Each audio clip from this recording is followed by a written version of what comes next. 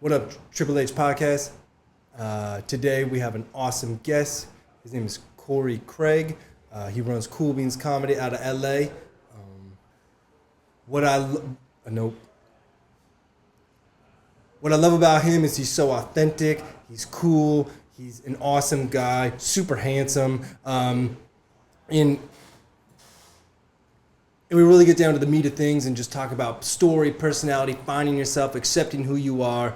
Triple A Podcast. How's my chin?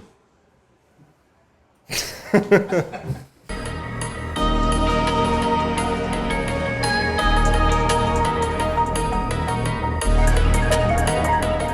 man. What up, bro? What's up, dude? Just two bros hanging. This is the podcast, right? Called Two Bros Just Hanging. This is two bros, one pod. Mm-hmm. Yeah, I'm down. Dude, welcome, and thanks for being here. Thanks for having me, man. Dude, let's just start off I know we've talked a little bit already, but people don't know that. Who are you, man? And I know you're in Nebraska, but tell me more and tell. Who are you, man? Who am I? I'm Corey Martin Craig. I grew up in Nebraska, so there's my nickname. That's just right. Straight Nebraska. Just categorize me as that. It's fine. You represent the whole state. Yeah, all of it. Go Huskers. Go Huskers. I am a comedy coach and producer. I run Cool Beans Comedy out of the Ice House in Pasadena, which is the oldest comedy club in America. I work with kids. I work with adults. And we kind of use comedy as a byproduct, with empowerment being in the forefront of just helping people communicate more. I do a lot. I do a lot with just communication and trying to bring the best out of people through their own minds and how they connect with verbal and nonverbal communication. Yeah. And we met. Was it through Peter or Scott or? It was through Scott. Scott, one of your members here, took Cool Beans Comedy. He was hilarious. I think he took class twice. One of his jokes was CrossFit, and just he's like, why do I need to know how to do an overhead squat, which I agree with. Yeah, that's not good for any body part.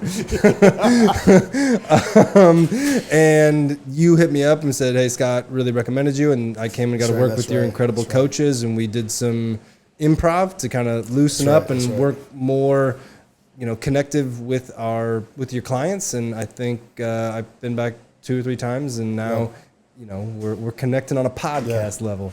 Yeah, I know we've talked about this before, and I shared a little bit with you about our 5 factors of health here at on the Happy Healthy Human podcast. Why do you do what you do? And I know that's in flux right now, but why do you do what you do? It's a great question. I believe people don't buy what you do, they buy why you do it. So that's a great way to start. Simon Sinek, okay. Yeah, I know. Okay. It's probably one of your books up here. Yeah. It's because I have realized that it's helping me kind of reframe who I am as a person. So when I see, for me, my dad died when I was 6. I acted out all the time, was suspended over 30 times, faced expulsion. 30? 30 times. 30 times. They diagnosed me with ADHD, OCD, and Tourette's. Gave me a bunch of medication. That medication did not settle me down, make me feel secure. It just made me mad and overweight. And so I was the kid who was always trying to connect. And even to this day, I still sometimes feel like I'm alone in this world. And so connective tissue and communication is crucial for me. Even right now, football's starting up. I'm like, ain't nobody asked me to be part of no football league. I want to, come on, anybody? Can I get right? And so we got to invite for you here. Appreciate it. I think the draft already happened, so week 1. So maybe next year. Right. Crickets. Can we just put the cricket sound in? No, I think for me, it's just I want to feel connected. I was an only child. Had a lot of problems growing up, a lot of family issues, and so if I can, especially with the kids, if I can see somebody, pain knows pain. You can look at somebody's eyes and go, you've been through it, you're in it. And so if I can go and make somebody's day, or if I can help you in some capacity, I feel like I'm paying it forward. And in some beautiful way, you get that, you get to receive it as well. You get that receipt, and you kind of get to reprogram your mind, right? I want to reprogram my neurotransmitters, and that's a big reason why I try to help with communication. That's good, man. When I think about what you do, and especially initially, my first thought was the benefit of working with someone like you, who I think most people see is just the comedy side, right? It's the funnies, right? I like to call it, right? as we know, there's like a dark side to that. That makes, that's what allows people to be able to access that from a place of pain and so on and so on. We initially picked you up I reached out because I thought you'd be able to work with our staff on, I call it like your natural state, like just what is being your true self, and then being comfortable in being your true self, whether you're having a conversation like this or working with a client, or the phrase that's used in the fitness industry and in the health industry often is we call it bedside manner, right? It's like how's your bedside manner? You can have all the skills in the world in terms of knowledge and the know-how and like an encyclopedia, ChatGPT level brain. Yeah. But if your bedside manner is not there, it's not delivered well. And I think that's why we reached out initially. What made you, so how do you use that to bring the best out of people? Yeah, I think, one of the things that we talk about is, we brought it up in here, I bring it up in the Cool Beans comedy classes, is communication. There was a study done by Albert Mehrobian at UCLA about communication, verbal and nonverbal communication. Verbal being the words that we use, nonverbal being body language, facial expressions, tone of our voice. And you know this, but what's more important?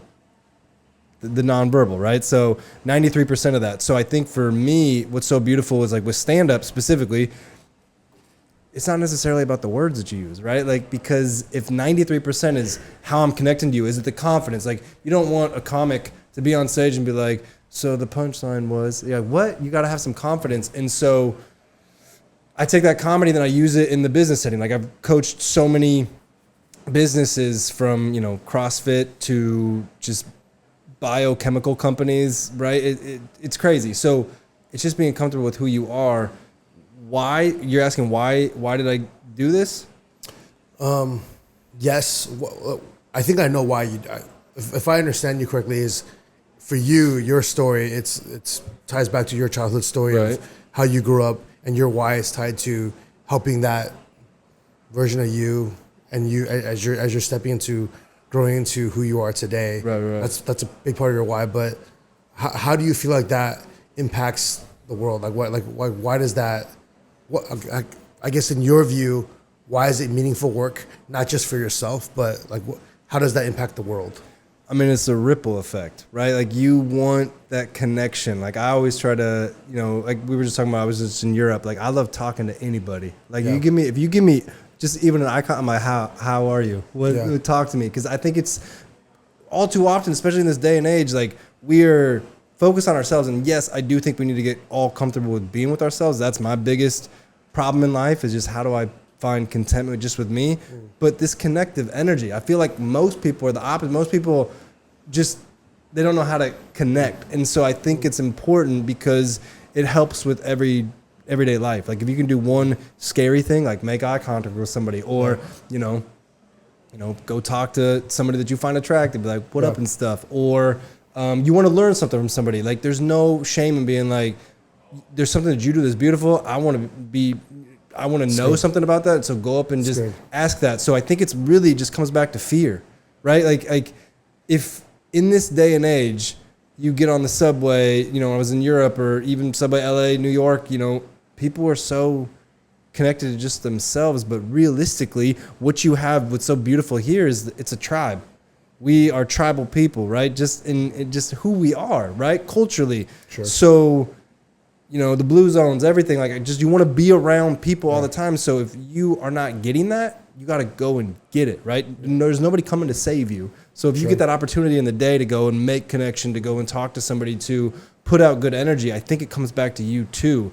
But I think there's something so much to be said for having some type of connection, and even knowing these things. Like on that trip, I'm not a bar hopper. My buddy wanted to do a bar crawl. We're in Amsterdam, and the second bar we go to, the girls were like, you have RBF. And I was like, I do? Apparently I was just not having a good time, and I would just shut down. And so they're like, you got RBF. And I was like, I need to change that, right? So it's what I think is so important is the feedback. You get to hear from somebody, am I received well? Am I smiling at them? Do you like the tone of my voice? Am I just a creep? Like, what is that? I think that's important for connection. It's good. Thanks for that. That's good. My brain is spinning with different questions. Mm-hmm. Were you always this way? No. Yeah, I know. So you described yourself as kind of like a chubby kid growing up. Yeah, kind of. No. Yeah. There was multiple Send chins. me a photo. We'll post that. Okay, I got you. We'll share that. Yeah, I remember you showed me that photo while we went for the walk. It's very cute. Very handsome. Well, I don't think any girl said that back in the day.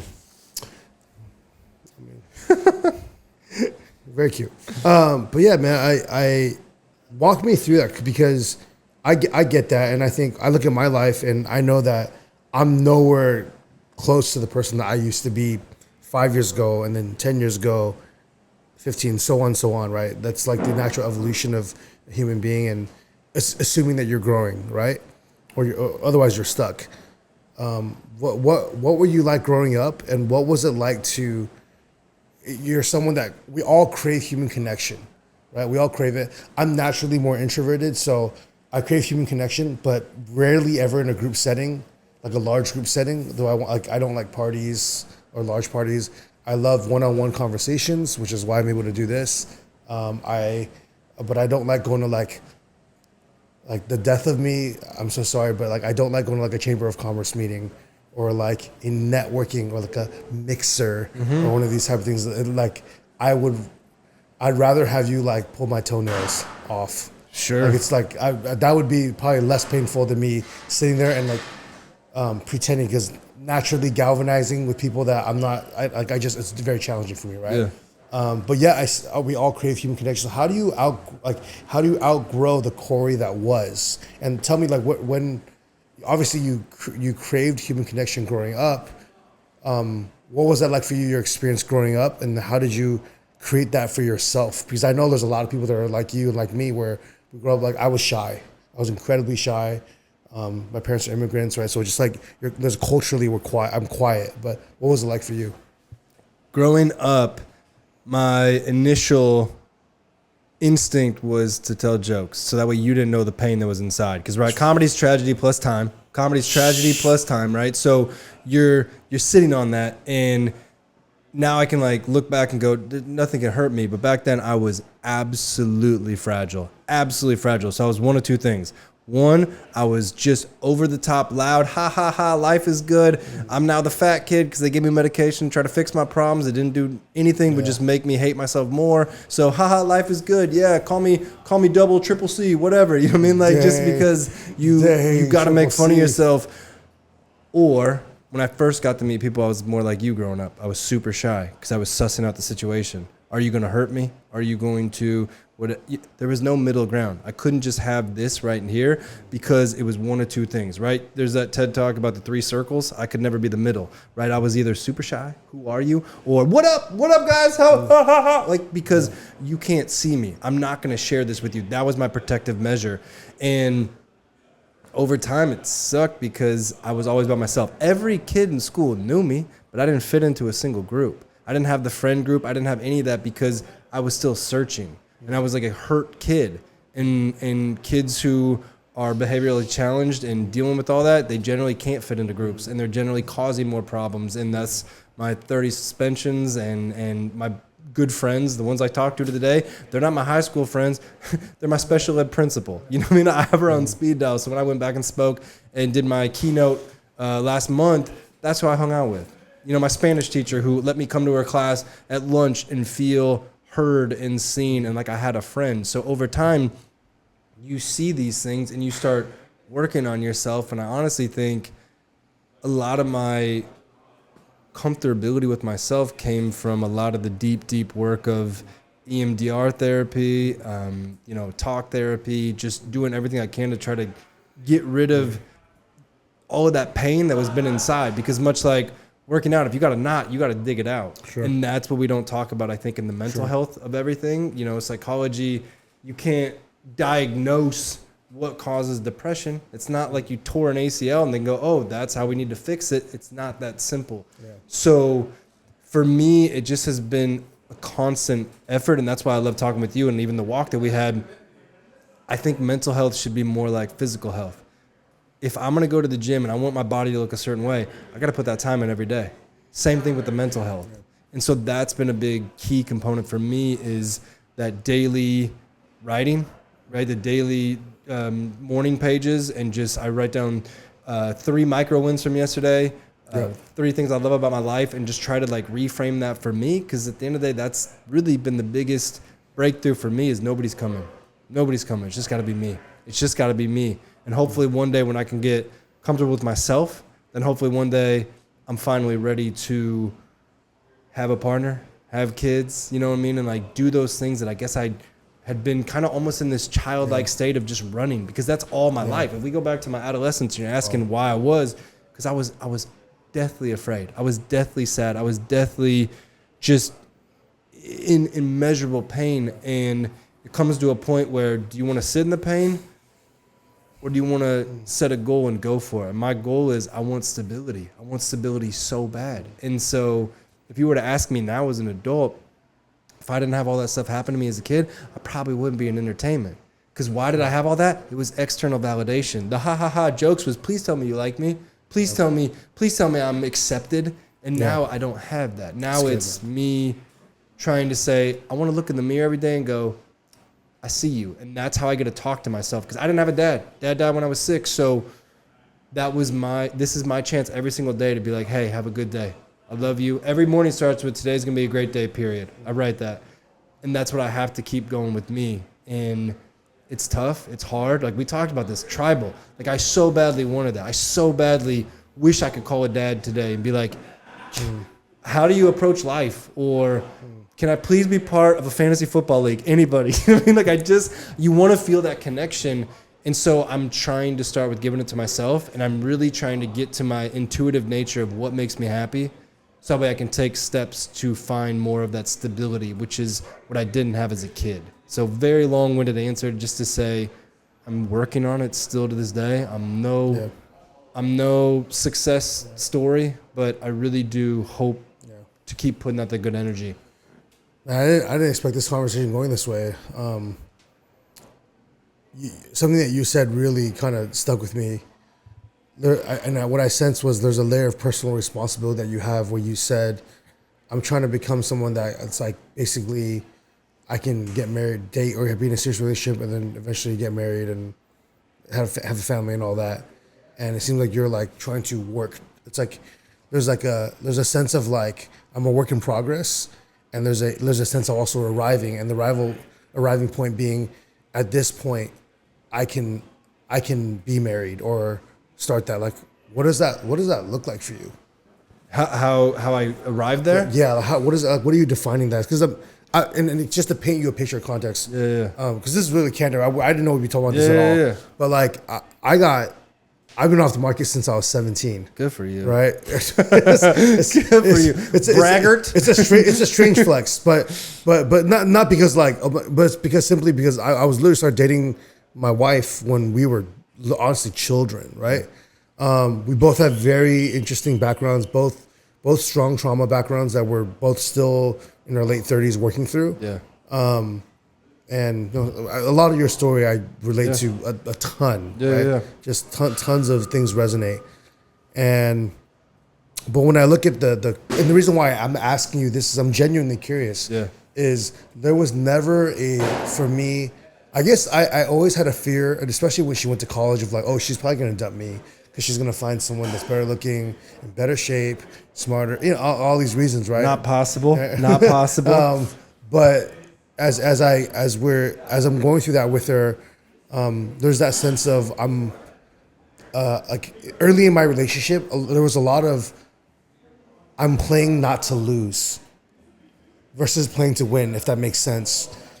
And now when I look at it, I realize my wife has actively formed me by being my wife into who I am today. Yeah. And so she had a stake and process in making me a better husband for her, and me unknowingly making her a better wife for me. Does that make sense? It does. So I'm genuinely curious. Like, so what does that So look like? for me, it was I stopped running.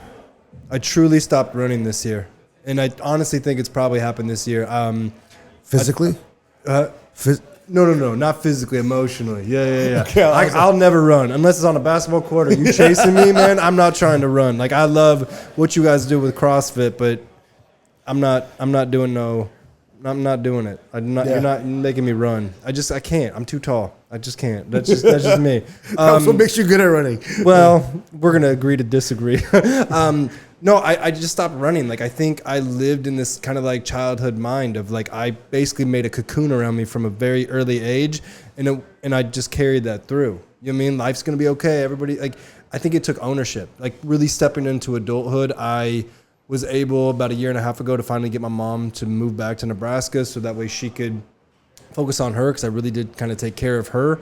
And through that and being in this journey of being by myself, like I am able to kind of look in the mirror and just go, there's so many things that I needed to step up for. Like I said, I really attacked generational trauma. It started almost a year ago, right? Last Halloween, I started EMDR, and it just profoundly impacted me because I didn't know. The very first session of EMDR, my therapist said, you know, your childhood was PTSD. And I was like, what? How's that? You know what I mean? Like, mine? And she's like, let me break it down. I was like, what? So I think you lie to yourself. I think you genuinely lie to yourself. This year, in all honesty, it feels like I kind of woke up from Scientology or something crazy where you just like, oh my gosh, like you had just been telling yourself this fabrication. And so for me, yeah, I think in my head I'd always wanted to be a dad. Like I've always had this paternal instinct. I really didn't drink as a kid. There were certain things that I do because inevitably I want to be there. And one of the things my therapist said is she was like, you didn't have kids because you were protecting them. She's like, you in all your relationships were kind of 1 foot in, 1 foot out because like you didn't want to pass along the generational trauma. And I was just like what? How are we? So for me, it's really just been the idea of like, I have to stop. I have to be content with me. And through that, it really has helped solidify me really intuitively going, what's important to me? Is it going to go out every single night and try to do stand-up comedy and be on the road and do that? Does that give me fulfillment? No, I've done that. Yeah. What's fulfillment for me now? It's like, oh, no. I look at my cousins. I have two cousins. They're like my siblings. They each have 3 kids. And I love my nieces and nephews. I call them my nieces and nephews. So there's 6 of them, 3 a pop. And it's such a beautiful thing. Like I'm going home to be with them for Halloween. I'll go and see them in a few weeks just to continue to check in on them. And so I think from my position of finally getting still with myself, the answers become clear, and then it's taking action steps. So honestly, I'd been running. Just thinking, oh yeah, somebody's gonna, like, my mom, again, love her, but she raised me on Hallmark movies and the fairy tale, like the love of your life's gonna fall out of a tree, she's gonna land on your back, you're gonna just take a piggyback ride to the courthouse, you're gonna get married, kids are gonna pop out the moment you get home, you're gonna have a white picket fence, and like, that's not life. That's not life. You gotta work for it. And I truly, truly believe that the only way a relationship works is if 2 whole people come together and choose each other every single day. That's how a relationship works. And I have been codependent a lot in my life because I didn't have that for me, and I gave it to relationships. I was kind of weaned on it to my mom as a kid, and I no longer want that. I want to be a strong husband. I want to be a strong provider. I want to be a strong father, and that comes from being here first. And that was the goal and the reason to why I finally feel ready. And believe you me, we talked about this, like dating this year has sucked because there's been a few times where I got destroyed. There's been a few times where I was like, I need to continue to work on myself, and I can't date right now because I'm still not whole and I'm still not healthy. So long-winded again, but we're getting deep, so I don't care. Yeah. I feel like we're talking a lot about connections. Tell me about your friendships. Like what, like doing what you do. I bet you know a lot of people. Yeah. You meet a lot of people. Yeah. How do you describe relationships and friendships for yourself? Yeah. They are everything to me. Friendships are everything to me. I have a notes app on my phone that I just wrote friends I love, and I broke it all down into my different groups, into who they are, because I want to check in on them. I think growing up without my dad, and like that side of the family's 3 hours away from where I grew up, so I didn't necessarily have them always in my back pocket. I didn't really get to talk to them. That's like half of your support system gone. Yeah. And so reconnecting with them and not feeling inferior, not feeling like, oh, I'm just a nuisance, I'm out of, like, I've had to get over that. And so I'll continue to reach out to friends, but there's some that I talk to every single day. I have to. Like they encourage me. They make me feel good. And it's that energy, right? When you walk into to here, it's like you feel the good energy, right? Like you feel the good energy, and that's what you do with friends. And so I've been more comfortable this year. Again, name it to tame it. Reach out.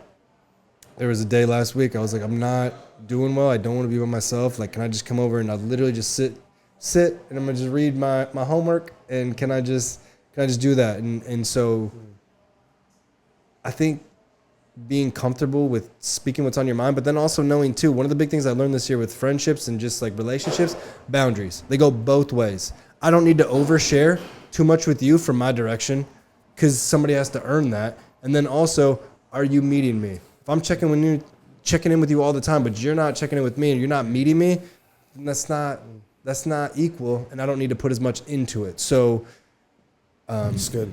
I genuinely have learned a ton this year. I mean, and you know, it's tough. It's tough. Like, but the only way you learn is by failing. So for me, I really do lean on my friends. I really tried to be present when I'm with them. So put the phone away. I hung out with a friend a few nights ago and just went on a walk, and it's like I kind of left my phone, because you really do get a lot of them. You and I are different. I'm an extrovert because it was just me growing up. So it's like I want to talk to anybody and just have that connection, because it fuels my batteries. Like it really, really does. And at one point there was only 2 nephews from my cousin Kara, and I would go home, and one's an extrovert, but the youngest is an introvert. And I was like, does he need to talk to people? She's like, no, he's charging his batteries. I was like, how? Like I didn't learn, like, so I've been kind of isolated. So that's what's been so beautiful about connection, is learning how other people receive things, send things, and then connect. So it's good. Friends are important to me. You gotta feel, and the true friends, they're the ones who call you on your stuff. They're the ones who say you need to own up, or they can say, yo, like that's what I want. 100%. Yeah. Yeah. I would love to hear kind of 2-part gateway question here. And you led me right into it. First one, just in your view, top 3 ways to be a better friend. Top 3 ways to be a better friend. I would say 1, being present. I think we just talked about that. It's like on those moments where you get to see somebody, having that connection. I think being present is putting the phone away. Just being there with that person, because then you get to see that, get to see the person. I think the second thing is boundaries. I just talked about it again, but like I'll give an example with my friend. It's not a bad thing, but we had tough conversations can be had between friends. Like I had to on my European trip. Like I love my friend. I'm traveling the world with him. But I had to say, bro, I got to go get my own room because the snoring is too much. I know that sounds crazy, but like that's a hard thing to go to somebody. It's not a fault on another person. So the reason why I bring up boundaries is because it's being malleable, letting the ego go by the wayside and being able to hear it and then say it, because that's tough. That's tough. Yeah. This is really hitting for me, not so much from the friend angle, but when you said about the snoring, I was like, what really resonates is I snore like a bear, bro. Mouth tape, bro. Keep going. I got stories on the mouth tape. Okay. I've been gifted many packs of mouth tape. Sure. Every time I do the first attempt, 0 sleep.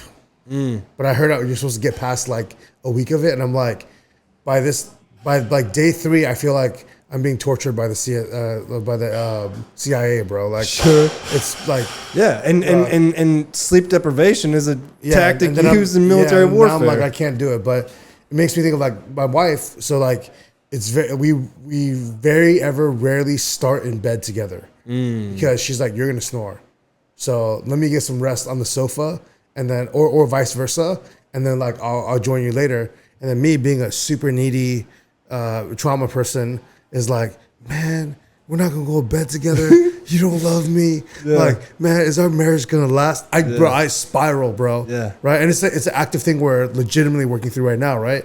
And we've like tried to negotiate down to, we moved to a new house and we have an extra guest bedroom where it's like, hey, can we agree that like maybe 4 nights out of the week I'll just sleep separately in a different bed, and you can, because I don't want her sleeping on the sofa. It's like not good for your body. No. Right. And then like the other nights, but like it's gonna be rough, but maybe the minority of the week, 3 days out of the 7, can we just like try starting in bed and like, it's like kind of sacrifice, or like, can we start in bed and I'll just make sure you fall asleep first.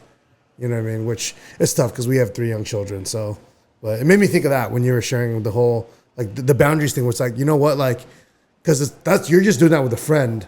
I have a wife, right? And it's like, I want to love her and respect what she needs too. But I'm also like, you hear all the things like, oh, like you shouldn't be sleeping separately, all that, like all the rules around that, right? Societal, like whatever the societal rules around that. And I'm like, that's tough, right? Because I do want that. But actually, because I genuinely just want to be next to my wife in bed. Like it's like, I'm a cuddly That's your person. Yeah, it's my person. Yeah, That's your person. so it's interesting. That I didn't think I'd get that takeaway from just now. Yeah, it's a very simple thing, but I think all too often, again with the boundaries, sometimes we don't feel like, specifically with people pleasers. I'm not a people pleaser because I'm direct as they come, but like the people pleasers out there know that like sometimes there's something on their mind, but they're like, I don't feel like I can say something. Yeah. So sometimes with my friends, like knowing a specific thing about them and calling on it. Like if I have a friend who I know is a people pleaser, I'm like, are you taking care of you? I love that airplane metaphor, gas mask, right? Are you taking care of you first before you go and take care of anybody else? Because you're going to be no good. Yeah. So I always try to make sure that that's an important thing. The communication is there. Yeah. And then like the third for me would just be having that time. Like I have a specific time to check in with them, meaning that's why I have that list on my phone. The people who mean a lot to me are on that notes app, and I'll go and I'll be like, oh, I haven't talked with them in a minute. Yeah. So like once a week I have it in my phone, check in for the ones who I haven't, because you get something from everybody. You get something different, and the ones who really matter, they matter. They're going to be there. Like we all have those friends. You haven't talked to them in 6 months, a year. Yeah. Pick up like no time's passed. Sure. That's beautiful. Yeah.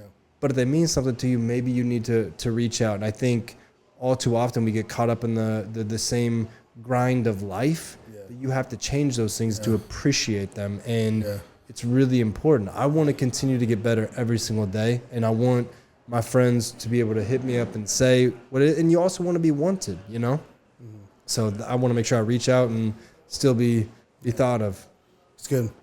I mean, connection is such a huge part of living a happy, healthy life, right? For those that maybe feel like they're lacking it, and obviously you go through seasons where you feel like you're lacking it. You're lacking it because, our Bethany's husband didn't reach out to you, and he doesn't even know that you want to be invited. And you would be in his football league if he had known. But yeah, exactly. Yeah, how do we? How would you say in your words, giving yourself advice, who you are today? How do we number one seek out and then create healthy human connections? I think you have to do it for you. What I mean by that is if there's a group that you want to be part of, say pickleball, and you're like, yo, I'm interested in that, go. Give yourself a time limit, a month. I'm going to go there 3 times a week. Do I enjoy it? Check in with yourself. Am I connecting with people? And then again, with that connection, go out of your way. If you're going there, introduce yourself to like 3 people. Hey, and inevitably you're going to do that if it's like a round robin type pickleball situation. They have like open play where you can go and do that. And from there, that's connection. I love it. I think you have to, go to an area, take a class, make connection, or maybe even volunteering. Like if there's a sport that you like can you go and, help coach? Can you, do you love cats and you want to go work at the vet? Like it's where you feel the best. I think that's important. Can you learn something from somebody? Or again, like, is there for us, like, is there a men's group? Is there a men's group I can go look up? I think that's really what it is, because I want to make connections with people for sure. And when I go and speak, when I go do things, like, that's beautiful. If I want to be connected to you daily or moving forward, we got to have some connection. If we're not talking about, if we're talking about, something other than sports, like, I don't know what we're talking about. You know what I mean? There has to be some base level. So seek it. Make yourself do something uncomfortable. And that's really a lot of these gurus, all these guys on this, do the uncomfortable. That's really what it is. If you were to tell me, we talked about this on the walk, if you were to tell me how hard EMDR was going to be this year, how hard it was to make you question life, I wouldn't have done it. Yeah. I would not have done it. That was immeasurably difficult. It's still difficult. Now I'm trying to get on the other end of it, and it's finally like I'm starting to see the light.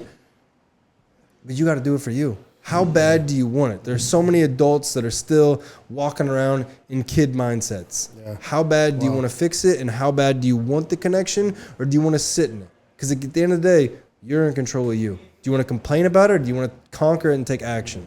It's good. I was just at a lunch meeting where the person shared with me the idea that if we had a full picture of how of where we would be 5, 10, 15, maybe 30 years from now, where we would end up, and we could feel the full picture and see it completely, but also see in transparency all the pain it would take to get there, we would probably all never start, right? And I was thinking about that. This is kind of like what you just said right now with the EMDR, and just a really tangible example is obviously this is the Happy Healthy Triple H podcast, but we're sitting inside the Brick and Mortar Reason Fitness right now, which is a small boutique fitness gym in Arcadia, California, and this gym has been around for 13 years now.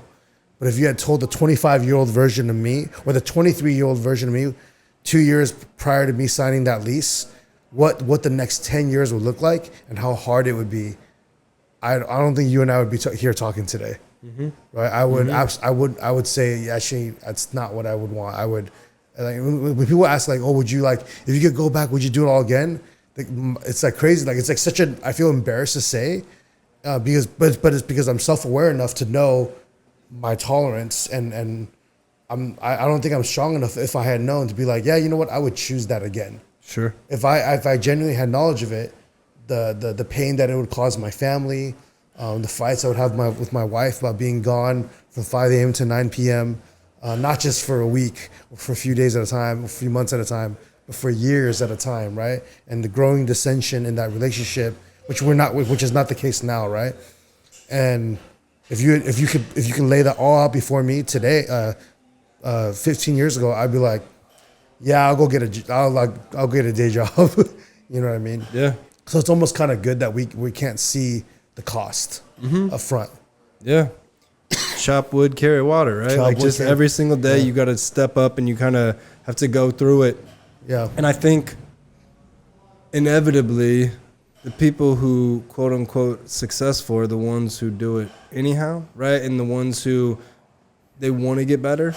And so inevitably, even though you know that it's going to be painful, you still have to go. And honestly, you would never know what it was like to have Reason Fitness if you didn't go through the last 13 years, right? And same thing with me of that journey of mental health this year. But it's like you stepped up, you got punched in the face over and over every single day. Still getting punched in the face.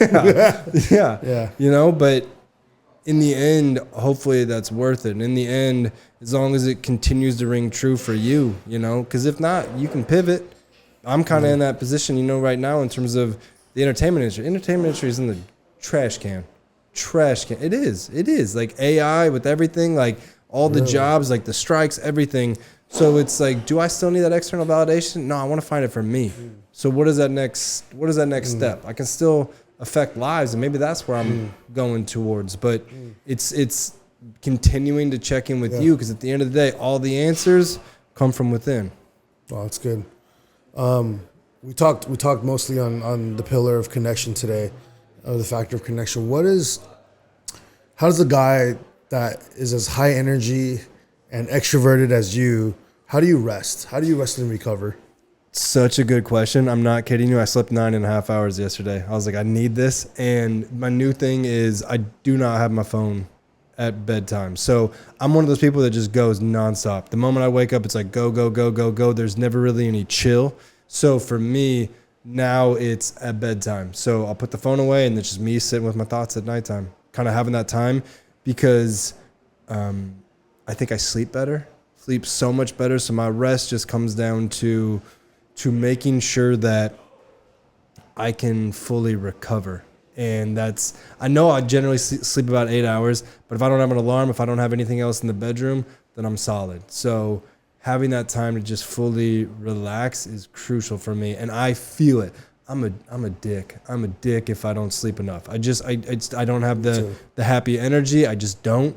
So having those moments and like really just squeezing those toxins out. Because people, the brains, man, they squeeze and get the toxins out when you get that deep, deep sleep. So that's important for me now.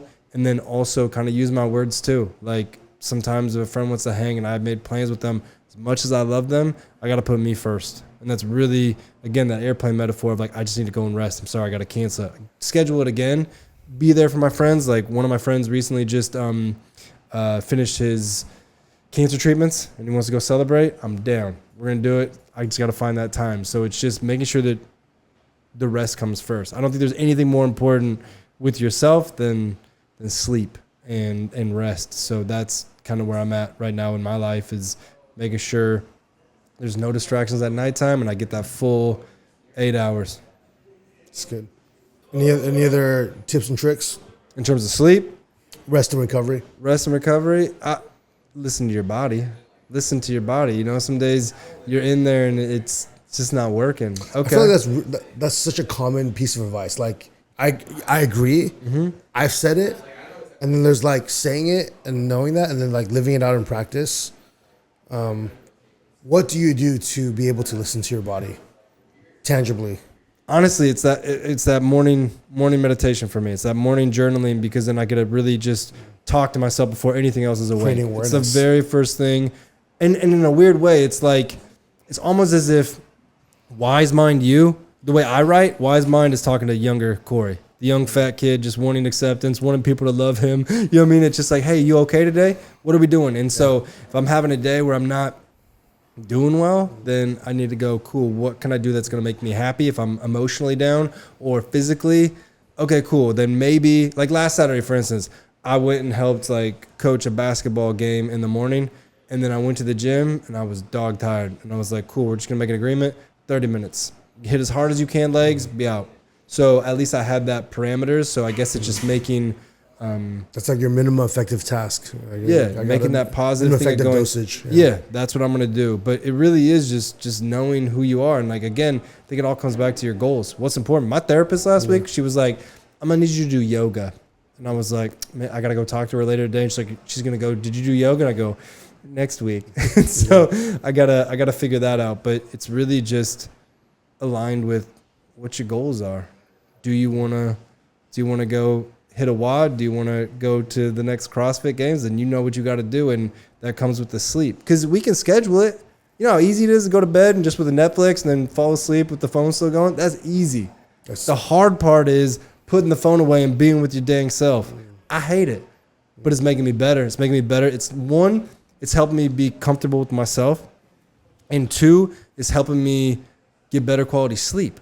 If you don't have those phones messing with your brain before bed, you're going to get more quality deep sleep. It's good. As we kind of wrap up, we asked everybody this question, but in your words, what makes a happy, healthy human? My idea of a happy, healthy human is someone who shows up for themselves daily, first and foremost, and then tries to pay it forward to whoever they encounter on a daily basis. I think that's as simple as I would describe it, because you got to show up for you. And then if you're the happiest version of yourself, you can pay that forward to others. And by doing that, some days you're not going to have it, so you got to fake it to make it. I'm sure there's some days you come in here and you're like, I don't, it's just a tough day for whatever reason. You're tired. You got to show up. and knowing that people rely on you. That's huge. Yeah. So Yeah. showing up for you and then showing up for others. It's good.